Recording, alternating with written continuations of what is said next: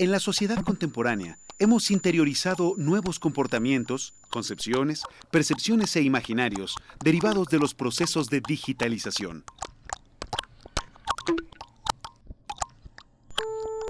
En relación con esto, una de las líneas experimentales que se ha desarrollado de forma importante en el taller de video de La Esmeralda, en el Centro Nacional de las Artes, es la crítica a la sociedad de consumo y de la informatización.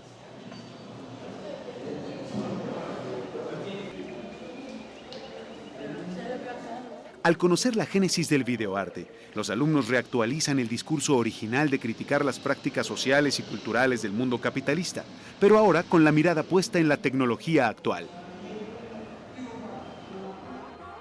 Los pioneros del videoarte en los años 60 desarrollaron una crítica de tipo ideológico, contextualizada por un escenario mundial de grandes transformaciones políticas, sociales y tecnológicas que se produjeron después de la Segunda Guerra Mundial.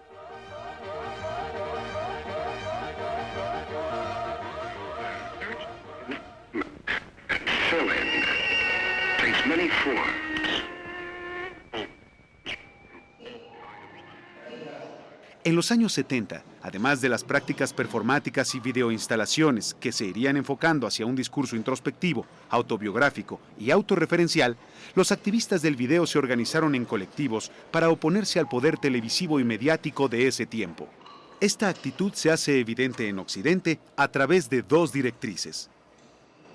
Yo creo que la diferencia entre esas dos tendencias sería que la norteamericana va más en el sentido de una cierta fascinación por todo lo tecnológico, ¿no?, que se ha desarrollado un poco en este sentido, y la línea europea iría más en el sentido de una crítica radical al video en el sentido de su relación con los medios masivos de comunicación, y en ese sentido iría como más bien una crítica más radical hacia la televisión, por ejemplo.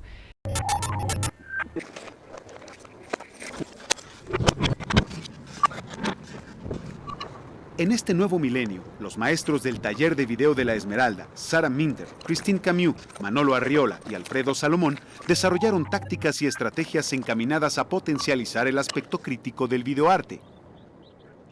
Y si hay alguien en este país y en este universo que podría como abordar la televisión desde un punto de vista diferente, sería el videasta, ¿no? Entonces creo que sí nos hace falta como una búsqueda de abrir esos espacios en la televisión y obligar a los alumnos a acercarse a este mundo como glamuroso, fancy de la televisión, y darse cuenta que aún en esos medios existe la posibilidad de crear y de proponer, y que además, si hay un medio que necesita como propuestas frescas en este momento, es la televisión mexicana, ¿no? Saben que el mexicano es intenso, el mexicano es soñador y hace hasta lo imposible por realizar esos sueños. Hace unos instantes me tocó ver a los... Como receptores de los medios de comunicación y de Internet, estamos inmersos en la banalización de casi toda experiencia, lo cual nos conduce a posturas más lúdicas y a actitudes menos críticas sobre nuestro contexto social. ¡Viva el público! ¡Celebremos México!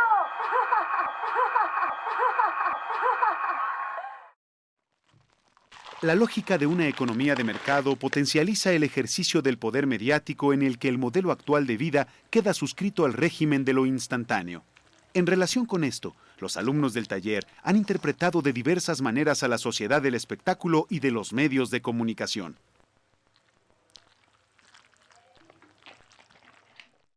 Es voraz, ¿no? Es infame, es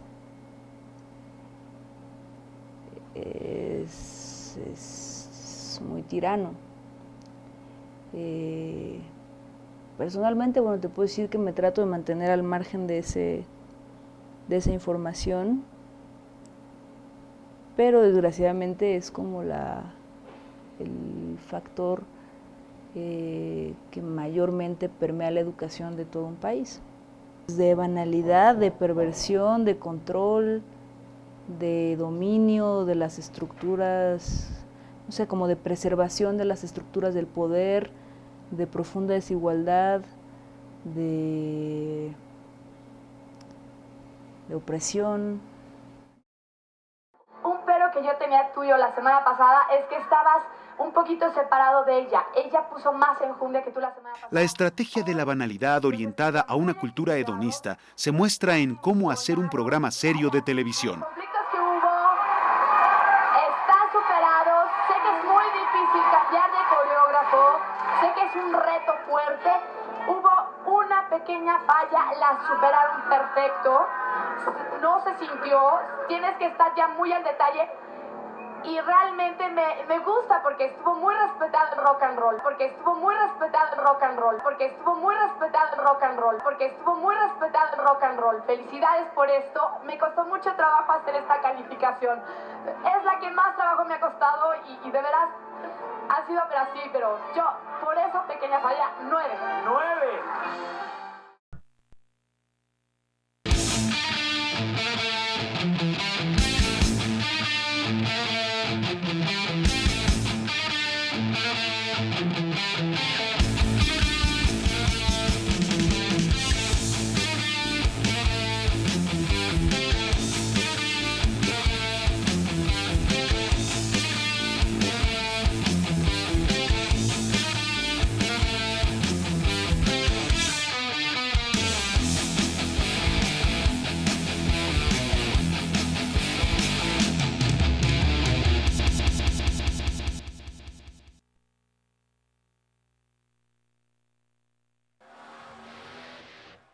Con los recursos del videoclip, se intensifica una ilusión bizarra y transgresora en Fanático Infernal.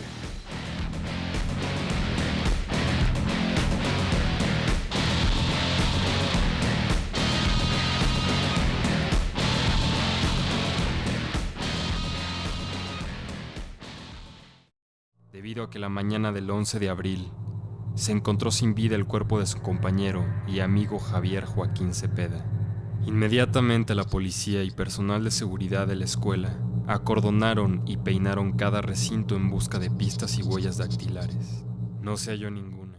Pero En la estética de lo siniestro se destaca el falso documental El asesino de la Esmeralda, en el que el videoasta se apropia de la sintaxis cinematográfica para explicar la náusea, el morbo y el horror que percibimos en algunas transmisiones televisivas. No era posible la identificación del cadáver debido a las diferentes lesiones que tenía.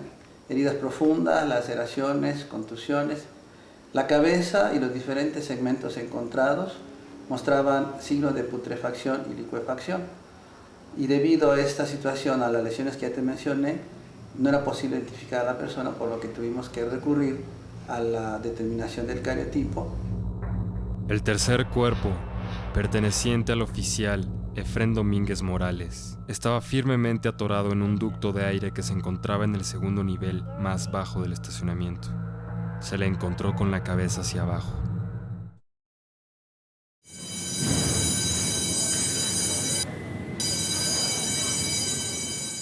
Asimismo, la invasión a la intimidad, la omnipresencia del control tecnológico es tema del video 9 minutos.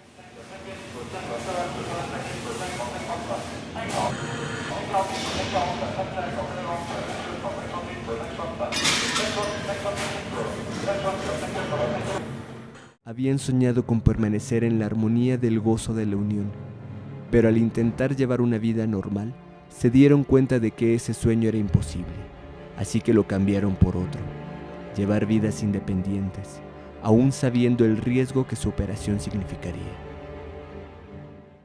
Hemos hecho muchos estudios que revelan que su estado de salud es extraordinario, pero el riesgo es alto porque tenemos que dividir el cuerpo sano que comparten en unidades independientes, de manera que... Todas estas imágenes reflejan cómo el videoarte fusiona lo cotidiano y lo artístico en las nuevas formas de visualidad y de narrativas que nos imponen los medios electrónicos y digitales.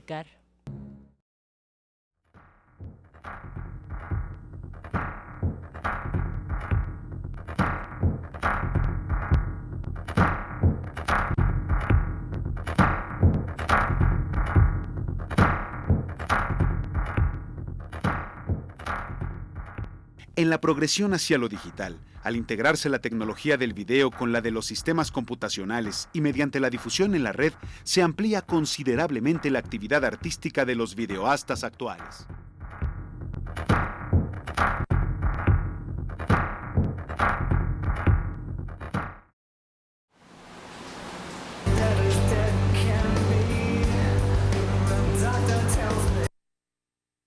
Todo va saliendo a medida que vamos rescatando las cosas, lo vamos haciendo.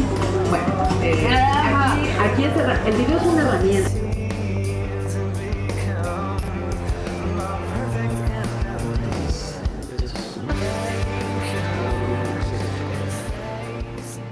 En el taller de video de La Esmeralda, la producción de los alumnos se orienta cada vez más hacia los procesos de hibridación predominantes en el mundo contemporáneo.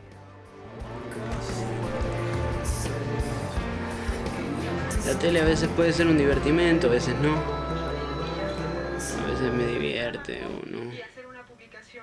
Depende de lo que esté haciendo, a veces la música es lo mejor. De la gente que pensamos que tiene talento.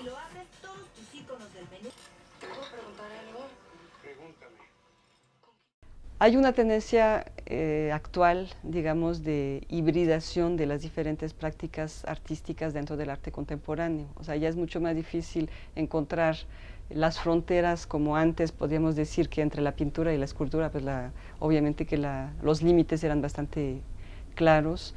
En cuanto a las artes electrónicas, si bien es cierto que en los inicios era más definida la diferencia entre el videoarte, el multimedia, por ejemplo. Hoy yo creo que eso ya no es tan cierto y que hay una mezcla en una serie de prácticas que tienen que ver con la imagen electrónica y la producción donde interviene la computadora. Yo creo que la computadora es un elemento que ha venido a promover esa hibridación, ¿no? O sea, dónde termina lo electrónico y dónde empieza lo digital, por ejemplo, ya es muy difícil hacer esta separación.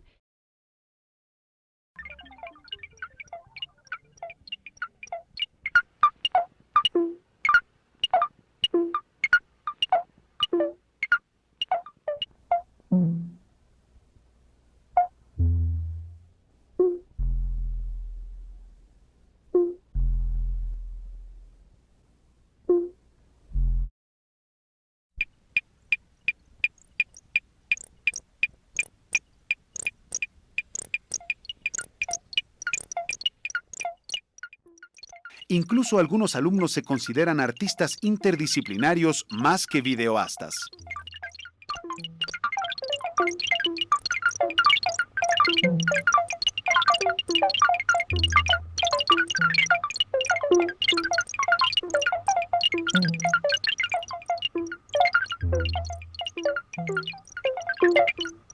Ahora creo que está entrando en una etapa interesante. Estamos como trabajando María Cristina y yo en este proyecto en el que ya abrimos como la puerta al video digital con mucha más claridad.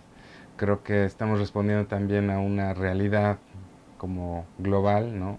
Y también como a una realidad que tiene que ver con lo que los alumnos quieren y buscan. Entonces, pues siempre este taller ha creado como artistas, hay como artistas reconocidos que trabajan alrededor del video. Entonces yo creo que esta es una oportunidad muy buena como para volver a generar más bien crear nuevas generaciones que estén como preparadas para integrarse no solamente al video análogo, sino especialmente al video digital, ¿no? Y a esas como posibilidades.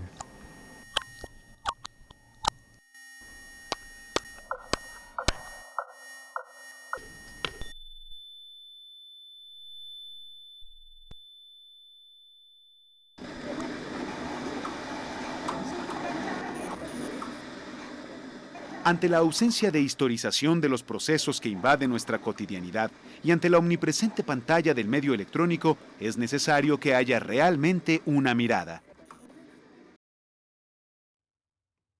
En este sentido, el videoarte actual se enfoca a otro tipo de crítica, La sociedad es interpretada no solo a partir del individualismo que exacerbó el capitalismo postindustrial, sino a través de las condiciones de aislamiento generadas por la creciente tecnologización.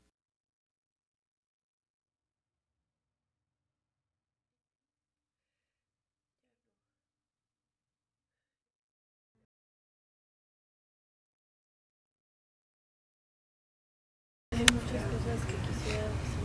Así es, esa frase. No te ibas a olvidar de mí.